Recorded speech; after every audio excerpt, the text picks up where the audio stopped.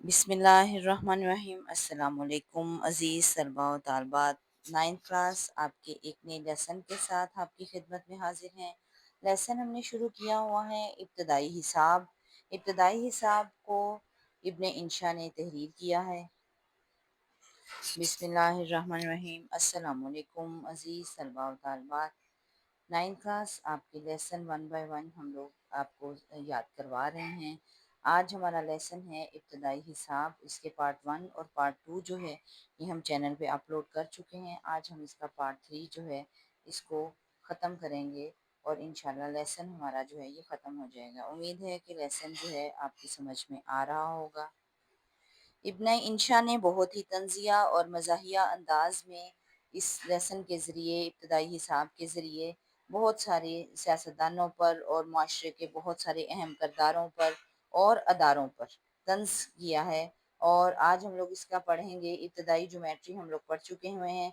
आज हम लोग इस पेज का एंडिंग पॉइंट पढ़ेंगे। ज्योमेट्री में उन्होंने कहा है बुनियादी चीज़ें ये होती हैं ख़त, नुक्ता, दायरा, मुसल्लस वगैरह। मुसल्लस ट्रायंगल को कहते हैं, दायरा सर्कल सर्कल को कहते हैं और ख़त जो है वो सीधी लाइन को कहते हैं और नुक्ता तो आपको पता ही है डॉट को कहा जाता है। हम थोड़ा-थोड़ा हाल इनका लिखते हैं। सबसे पहले उन्होंने कहा ख़त की कई किस्में होती हैं। नंबर 1 ख़त मुस्तकीम, बिल्कुल सीधा होता है इसलिए अक्सर नुकसान उठाता है। सीधे आदमी भी नुकसान उठाते हैं। सीधे आदमियों पर तंज़ किया गया है जो बहुत सादा लोग होते हैं और लोगों के धोखों में आसानी से आ जाते हैं और लोग उनका बहुत ज़्यादा फ़ायदा उठाते हैं। इसके बाद उन्होंने कहा ख़त मुनहनी ये टेढ़ा होता है बिल्कुल खीर की तरह। एक मुहावरा है टेढ़ी खीर, मानी मुश्किल काम या नामुमकिन काम को कहा जाता है टेढ़ी खीर। तो इस वजह से उन्होंने कहा कि ये टेढ़ा होता है बिल्कुल खीर की तरह लेकिन इसमें मीठा नहीं डाला जाता। अब ये भी तंज़िया तौर पर कहा गया है कि ये ऐसी टेढ़ी खीर है जिसको ना खाया जा सकता है ना उगला जा सकता है।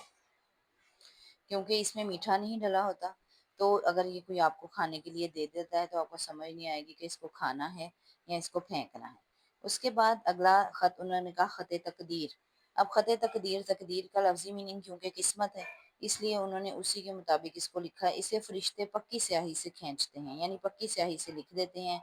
ये मुस्तकीम भी होता है और मुनहनी भी, यानी कि ये सीधा भी होता है, टेढ़ा है भी, क्योंकि हर एक की किस्मत मुख्तलिफ होती है। किसी को बैठे-बिठाए सब कुछ मिल जाता है, किसी को सख्त मेहनत के बावजूद भी जो है कुछ हासिल नहीं होता। इसलिए उन्होंने कहा इसका मिटाना भी मुश्किल होता है क्योंकि ये अल्लाह की तरफ से लिखा जाता है, किस्मत का ख़त है, इस वजह से इसका मिटाना भी मुश्किल होता है।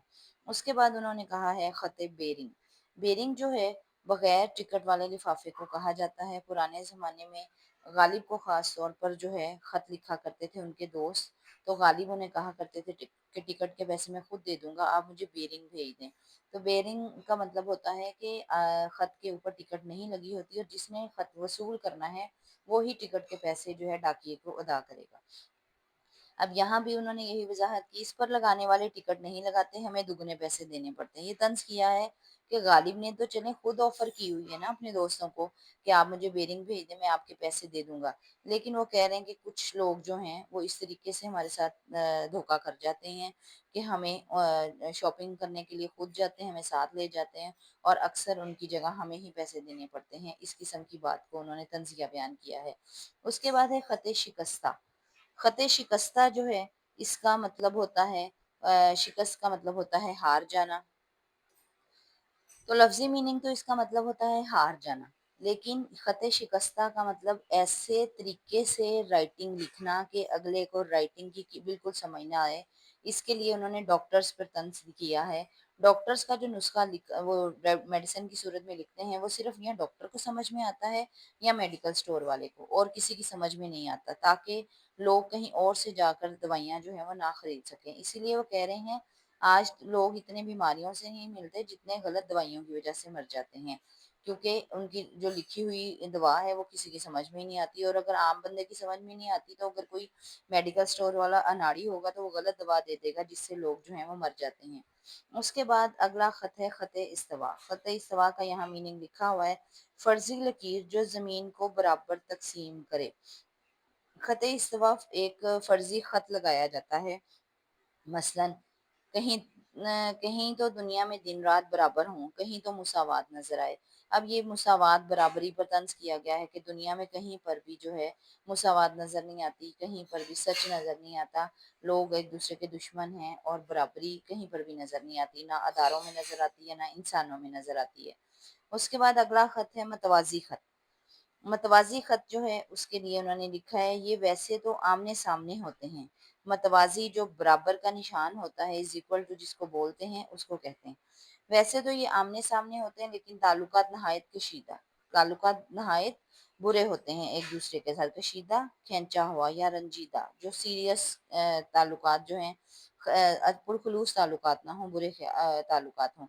इनको कितना भी लंबा खींच के ले जाएँ, ये कभी आपस में नहीं मिलते। अब ये उन लोगों पे तंज़ किया गया है, जिनके सगे बहन-भाइयों का घर आमने-सामने होता है, लेकिन वो लोग एक-दूसरे को बुलाते नहीं हैं। इसीलिए उन्होंने कहा है कि ये कभी आपस में नहीं मिलते।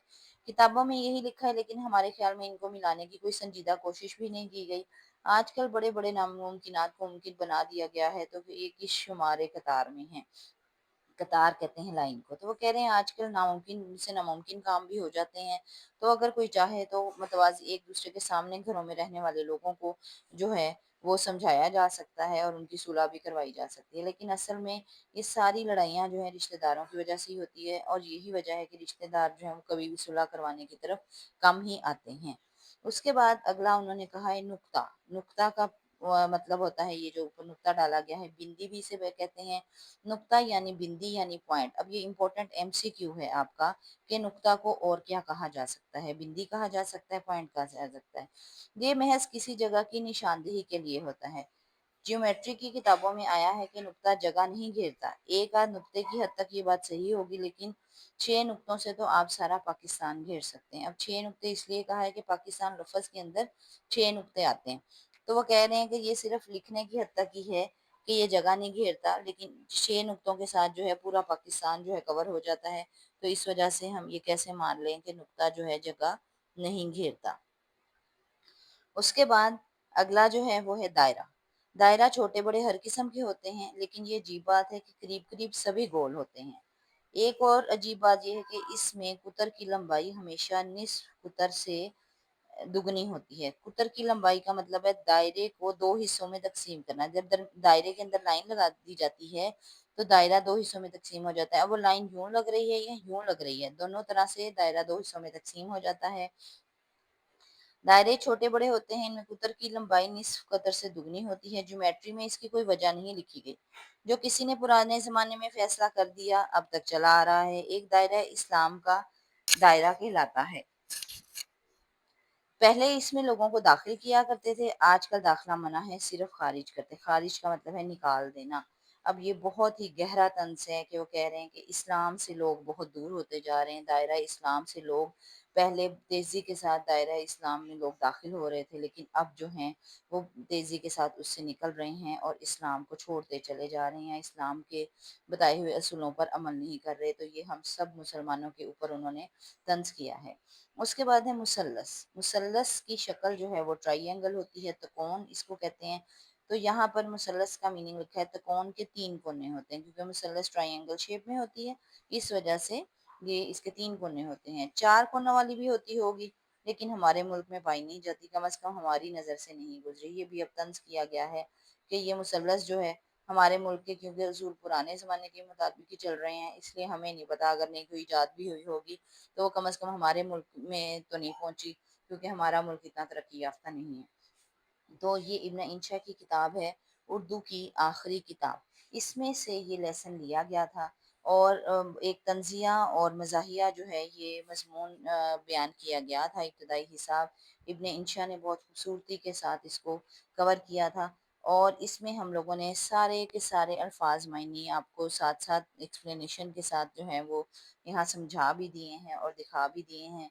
उम्मीद है कि आपको ये लेसन इब्तदाई हिसाब अब इतना मुश्किल नहीं लगा होगा, क्योंकि उन्होंने भी कहा था कि ये ज़हनी बालिगों के लिए है, यानी समझदार लोगों के लिए है। थोड़े से बच्चे जब समझदार हो जाएँ तो उनके लिए है। अब उनके ख़्याल में 9th के बच्चे समझदार हो चुके हैं, इसलिए उन्होंने ये वाला लेसन आपके शामिल किया था।